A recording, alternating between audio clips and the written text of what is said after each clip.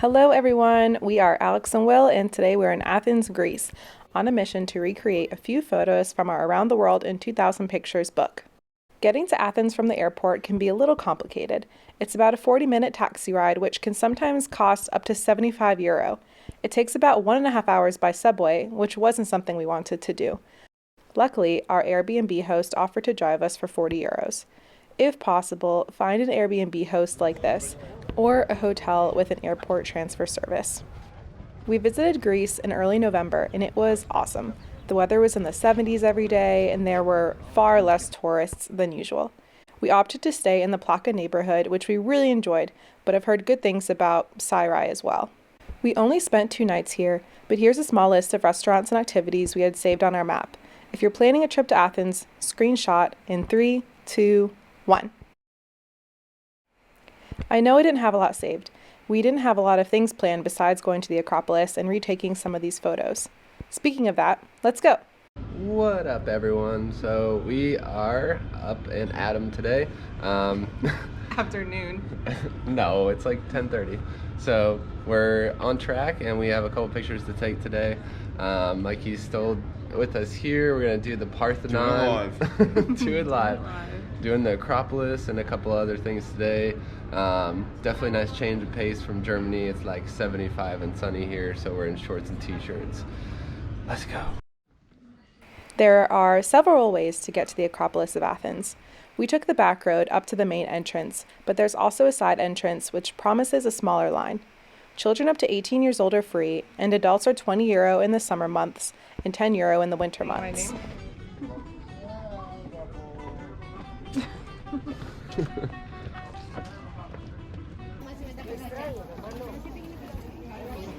Luckily for us, we were there on the first Sunday in November, meaning entry to all historical sites in Athens were free, which also explains the long line we had to wait in. The line moved quickly as they were only checking for COVID passes. We're still in line. It's been about half an hour? Half an hour, maybe. We were approached by several guides saying that if we bought their guided tour, we could skip the line. Their prices ranged from €100 to €70, but we decided to wait it out. Upon entering the Acropolis, the first picture we needed to retake was the Odeon of Herodes Atticus, an ancient Roman theater. The building was completed in 161 AD and was a great theater until it was destroyed 100 years later. The book mislabels the theater, calling it the Temple of Music, which made IDing it a bit tricky. It was never a temple, but a theater built in remembrance of Herodes Atticus' late wife. The original photo appears to be a photo of it in ruins, but it was actually restored in the 1950s and has been used as a concert venue ever since. You can see views of it from the Acropolis, but you can also see it at street level down below, although entry wasn't open to the public. We climbed more stairs until we reached the top of the Acropolis.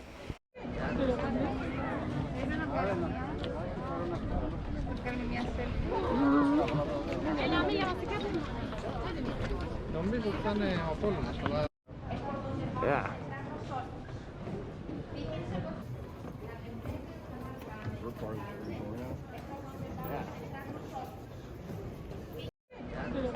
In search for the next photo, we found the Erechtheum, with its porch of caryatids.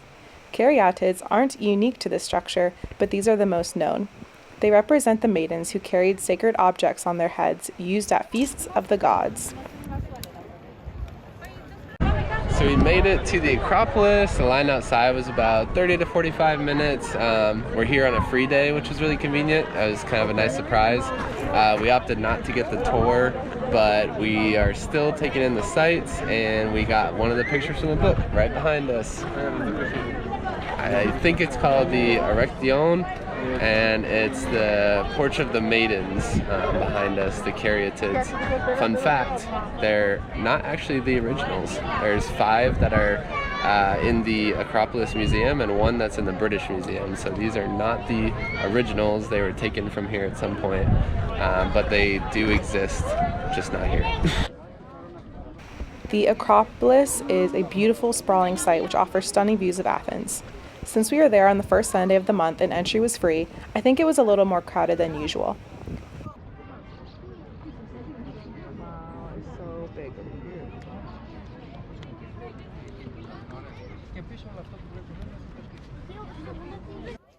After visiting the Acropolis, we walked to the Philopapau Hill, a beautiful park with several scenic spots. We are at the Hill of Muses, and we're going to get a nice shot, photo and maybe a video of the Acropolis, so you can kind of see the mountain behind it and the cityscape too. Ooh, just gotta go up there. Hi. Hello.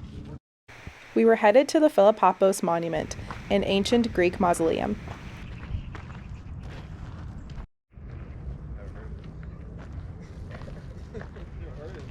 We made it to the monument. Yeah, exactly. We're gonna try to see where this photo was taken. Somewhere from up here. It looks really good.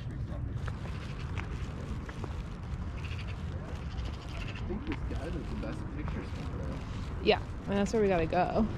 there. Alright. Let's go. Yeah, this is definitely where it was taken.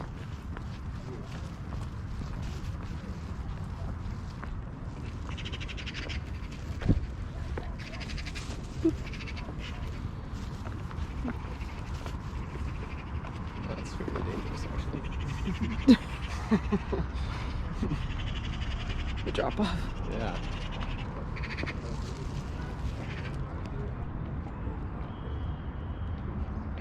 We got it. Got what? The picture. Woo! So we got our photo of the Acropolis, and we're heading to our last stop of the day, the Temple of Olympian Zeus. It's about a 30-minute walk from here, but we're probably gonna stop midway and get an espresso or something because we're all a little drained. But we only have like a couple more pictures to take, and we are leaving tomorrow morning, so we're trying to get them knocked out.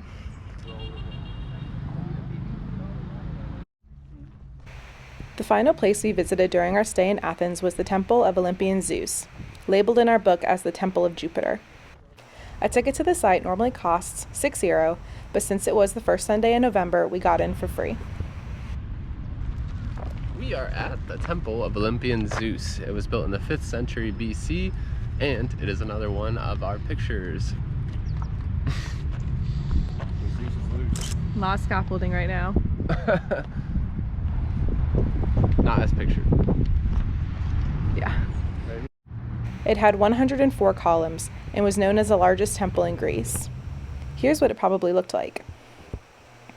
Today, only 16 columns remain, and the site has been undergoing restoration work since 2017, hence all the scaffolding.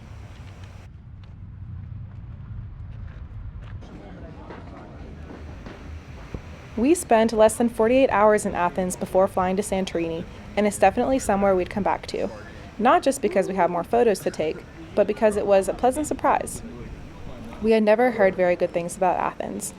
And yes, I kept a close eye on my purse, but we found it to be affordable with good food, shopping, and people. And lots of good cats to scritch. Athens is also a good starting off point for a lot of other day trips to ancient Greek sites, including Delphi, Meteora, and Cape Saunon with the Temple of Poseidon. As always, please leave your recommendations in the comments, and thank you so much for watching. Bye!